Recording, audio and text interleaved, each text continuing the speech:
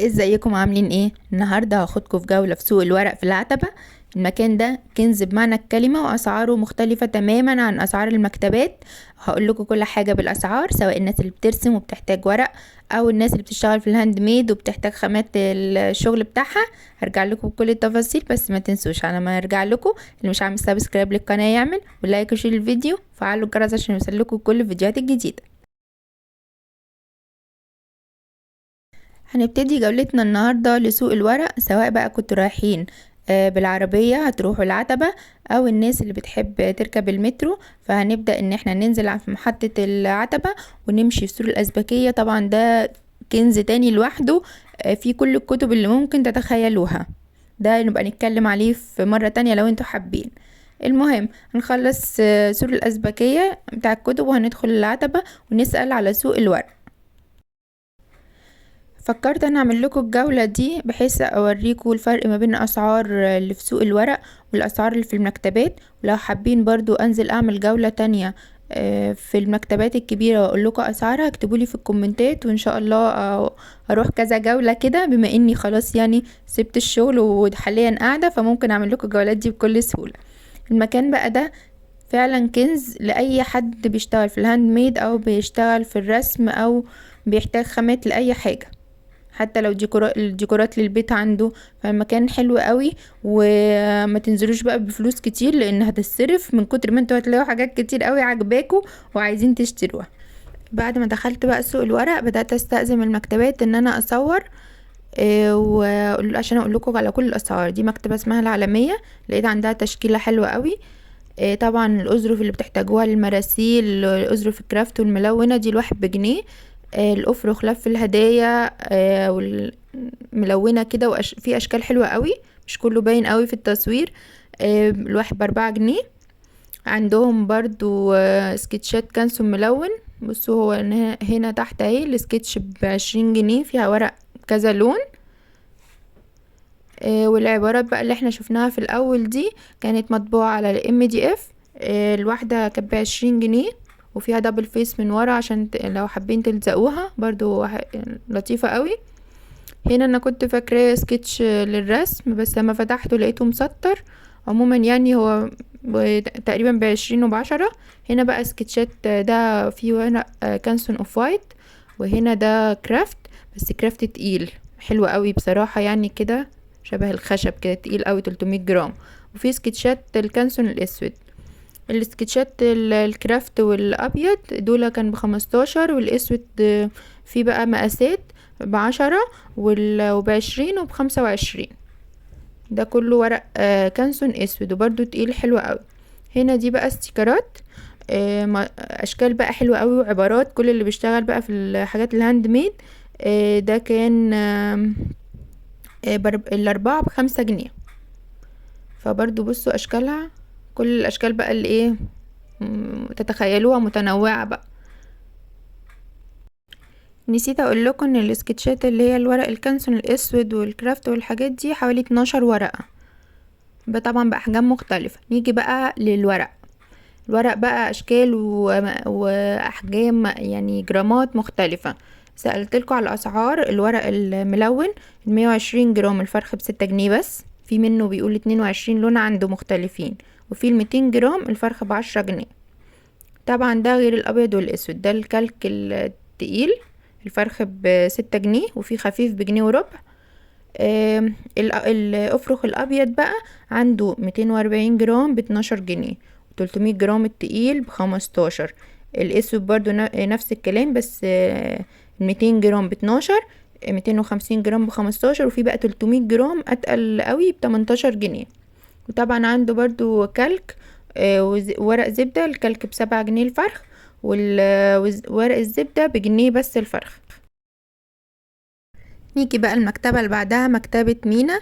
دي هتلاقوا فيها ورق مختلف شوية، هتلاقوا فيها ورق بقى منقوش كده، وهوريكم لما ندخل. برا في افرخ ستيكر بتتباع بالمتر او بالرول. اللي عرضه 160 سنتي ده تقريبا ب85 جنيه. وفي في ب50 المنقوش. وهنا في بقى بكر جليتر، وفي ورق، وفي بلاستيك كده فيه، بصوا الفضي والاسود دول الواحد ب80 جنيه. خلاص كده. وفي بقى ايه، في سكوتش ورق اهو، وفي دبل فيس، وعنده حاجات كتير قوي.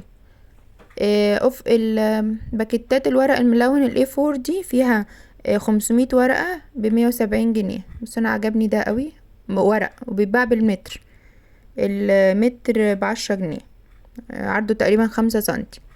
ده الورق الاي 4 الملون اهو، الوان مختلفة، فيها 500 ورقة زي ما قلتلكوا، وب170 جنيه.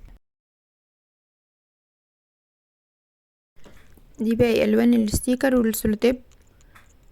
برضو هنا هتلاقوا ورق، هو شكله تحسوه مبهدل شوية، بس ايه، هتلاقوه في ورق مختلف كتير قوي عن الموجود. موجود طبعا في المكتبات الكبيرة برا او المكتبات المشهورة، بس هتلاقوا الاسعار هنا مختلفة عن برا. هنا اسعار الورق بتبتدي من الفرخ 13 جنيه، 200 جرام، وال250 جرام ب17 جنيه. انا عجبني الورق ده برضو، بس ده خفيف بتاع لف الهدايا. وقلنا ال200 جرام ب13 جنيه، و250 جرام ب17 جنيه، و300 جرام ب20 جنيه، و350 جرام ب25 جنيه. ده ما كانش عند ناحية الراجل اللي قبليه، كان اقصى حاجة عنده 300 جرام، ده عنده 350 جرام كمان. بصوا الفظاعة، حلوة قوي الورق ده ينفع بقى في البوكسات وفي المراسيل. وبصوا، مش عارفه واضح عندكم ولا لا، الورقه مش ساده زي الكانسون والفبريانو، وفي فضي وذهبي، وهنا اخضر كده، منت جرين. هي المكتبه دي محتاجه ان انتوا ايه تقلبوا كده، هتلاقوا حاجات كده غريبه. انا كنت بشتري منه ورق كده في تكشر بارز، واشكال الوان فظيعه يعني. فانتوا قلبوا، انا بس عشان بصور بايد وبقلب بايد، الولد اللي هو العامل اللي هناك مش موجود، كان بيقص ورق، فانا ايه تعاملت مع نفسي يعني. بصوا الالوان حلوين اوي، هم مطربين شويه، بس لا حلوه اوي. طلعوا بقى، خليه لما تروحوا خليه يطلع لكم واحد مش مطرب كده ايه، وهتقدروا بقى تقلبوا اكتر مني وتلاقوا حاجات حلوه قوي بصراحه. بصوا ده من يعني، تحس انه عليه كلور كده. بصوا منقوش ازاي، حلو قوي. وعنده طبعا كمان افرخ ستيكر، دي كلها اظرف ملونة.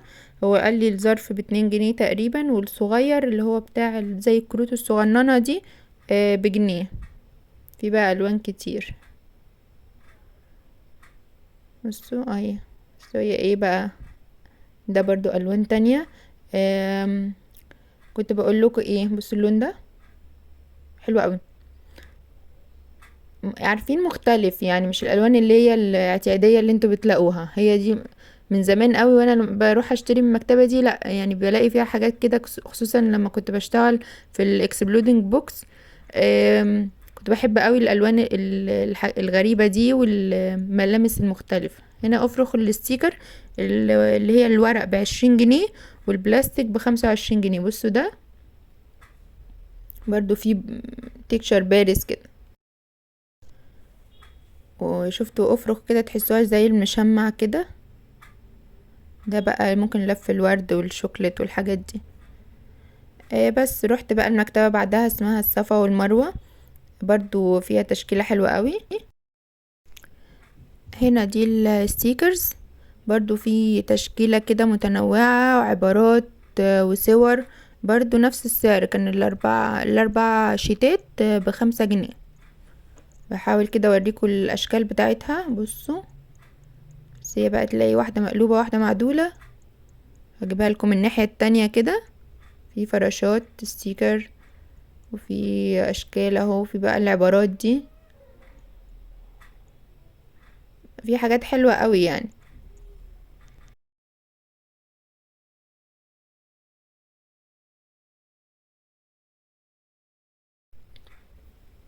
دي اشكالها كلها. نيجي بقى الورق لف الهدايا ده، بصوا الاشكال، انا بحاول ايه ابطأ لكم كده عشان تشوفوا الاشكال بتاعته والتنويع اللي فيه. ده الفرخ كان ب4 جنيه برضو. بصوا اشكاله.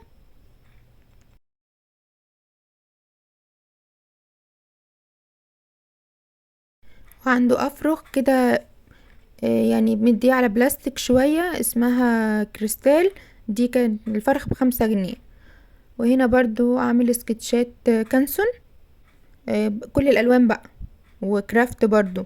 كان ب15 جنيه الواحد، وفيه ب20 جنيه. بصوا ده في تكشر كده حلو قوي برضو، في الوان كتير، وكان في الوان تاني جوه برضو صورتها لكم. هنا الجنب ده فيه افرع كده زينة. ده كان اسعارها متفاوتة بقى، فيه ب5 جنيه و15 جنيه وب20 جنيه، فاسعارها مختلفة. والاظرف عنده بقى مقاسات كتير. عنده بداية من الصغير ب50 قرش، والكبير ب75 قرش، وفي بقى اكبر بجنيه. وعنده بكر خيش، خيط خيش. وبصوا دي بقى الوان تانية من الورق اللف الهدايا ده. في هنا الحلقات الخشب دي، دي كانت ب25 جنيه. وفي كمان اقلام حلوة اوي. بصوا لا، الشنط دي برضو حلوة قوي، المطبوع منها ب50 جنيه، والسادة ب40 جنيه. يعني لو انتوا حابين ترسموا عليها، في سادة برضو. دي اشكال المطبوعة اهي. اه، ودي سادة تقريبا 40 في 30 سنتي حاجة كده. وده بقى ايه اشكال الأظرف الوانها.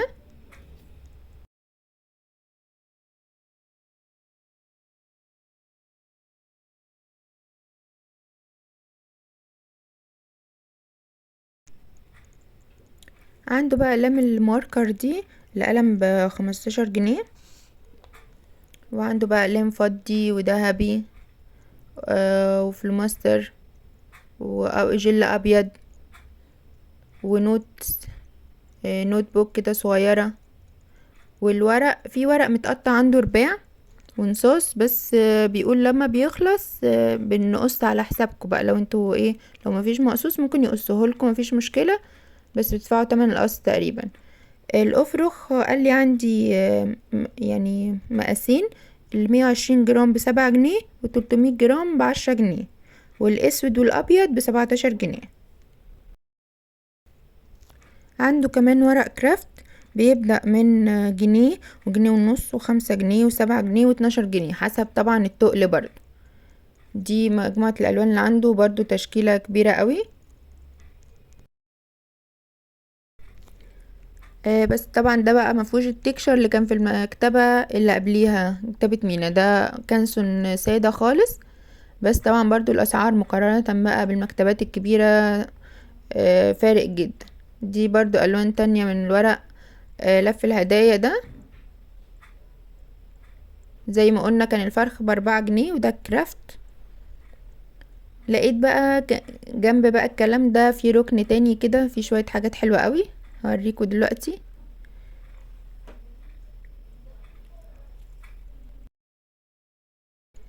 ده فرخ MDF تقريبا، بس نسيت اسأل على سعره، بس برضو لطيف يعني.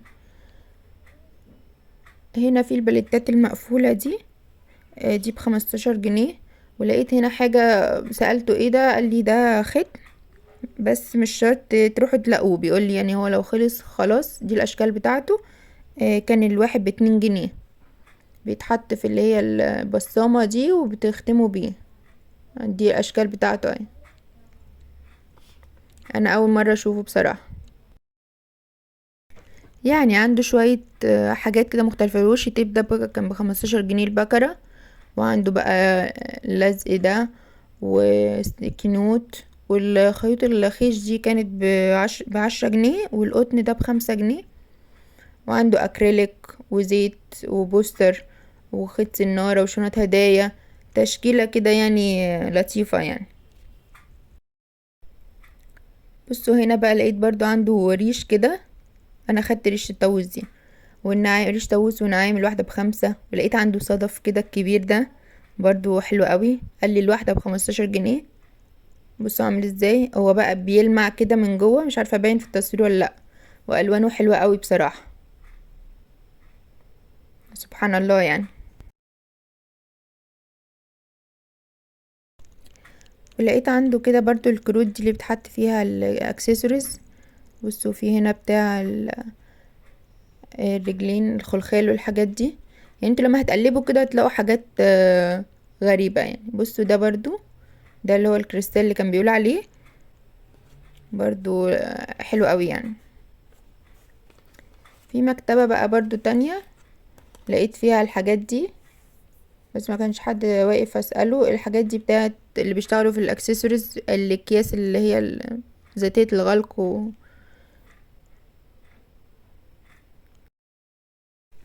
دي مكتبة تانية اسمها محمد حسن، فيها بقى تشكيلة تحفة بقى يعني، حلوة قوي. بصوا هنا بقى برضو ورق لف الهدايا ده، وده ورق ورد اللي بتلف بيه الورد والشوكليت، الوان بقى مختلفة، اللي هو الشفاف ده عجبني قوي برضو. دي من اوائل المكتبات اللي في سوق الورق، بس من ناحية شارع الجيش. عنده بقى شرايط ستان ودبل فيس. الأظرف عنده بقى حلو قوي، في منها منقوش وفي بورد. بصوا اشكال حلوة قوي بصراحة. هو انا هنا لما سألته على الاسعار قال لي كله بقى مكتوب على الجروب، قناة التليجرام بتاعتهم، اسمها محمد حسن لتجارة الورق. بس اوريكم الحاجات اللي عنده. بصوا الأظرف، يعني انا بضعف قوي قدام الحاجات دي بصراحة. وعلى ما روحت كنت بقى ايه، فلست.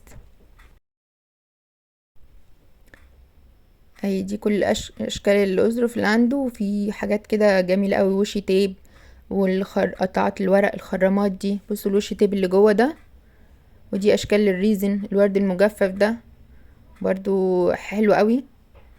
وخيوط الخيش ده شمع اللي هو بيتسيح ويتعمل بيه ختم. هوريكم اشكال الاختام اللي عنده برضو. بصوا احجار، الناس اللي بتشتغل ريزن، عنده برضو ريزن، وعنده اشكال جليتر. ادي ورق ده انا قعدت الف عليه فترة كبيرة جدا، ما كنتش لاقيه خالص، موجود هنا كتير. دي الاحجار وده ريزن اهو، هنا واحدة مكتوب عليها السعر. بصوا ورد وشرايط كده وشي تيب، و حلوة قوي. وهنا خيش ملون، وده خيش صغنون اهو.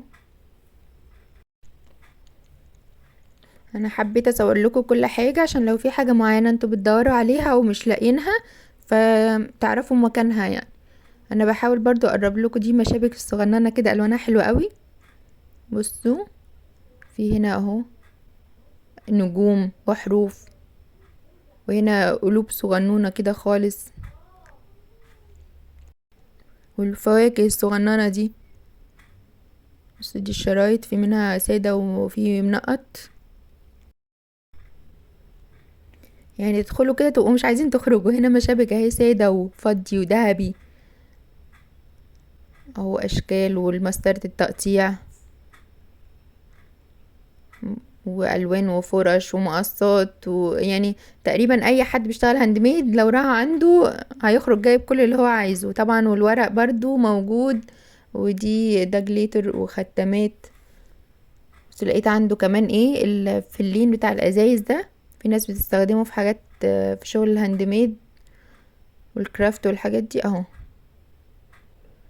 برضو مش عارفة اسمه ايه، بس هو الفل اللي بيتحط في الازازة ده.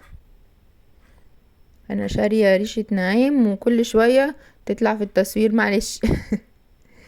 ده برضو عنده ريش نعام، وجبت واحدة تانية ريش طاووس قصدي، برضو حلو قوي، جبت من عنده. وهنا الاقلام بقى، بصوا الاظرف دي تحفة، وعنده جذوع شجر او اقلام. وهنا بقى مجموعة متنوعة من الستيكرز، واللي هي العبارات دي، واظرف تاني. لا يعني ايه، هتتبسطوا يعني، خصوصا الناس اللي بتحب الحاجات دي زيي. وبرضو العبارات دي اللي مطبوعة على MDF. وعنده بره ورد برضو. دي الاختام اللي قلتلكوا عليها اللي صورنا الشمع بتاعها في الاول. وده ورد كده فضي وزوايا وازايز فاضية. ده بقى انا كده خلصت وخرجت. في كذا محل سألت عندهم بس ما كانوش راضيين اصور. ونروح بقى. وبكده جولتي في سوق الورق خلصت. يا رب يكون افدتكم ويكون الفيديو فاتكم وعرفتوا اسعار واماكن ممكن كتير منكم ما تكونش كان عارفها. قولوا لي عايزين تعرفوا اسعار ايه تاني والاماكن اللي انتوا حابين ان انا انزل اصور فيها واقول لكم على اسعار الحاجات الموجوده فيها في الكومنتات. وما تنسوش بقى اللي مش عامل سبسكرايب للقناه يعمل ولايك وشير الفيديو وفعلوا الجرس عشان يوصلكوا كل الفيديوهات الجديده. اشوفكم بقى في اماكن تانية على خير باذن الله.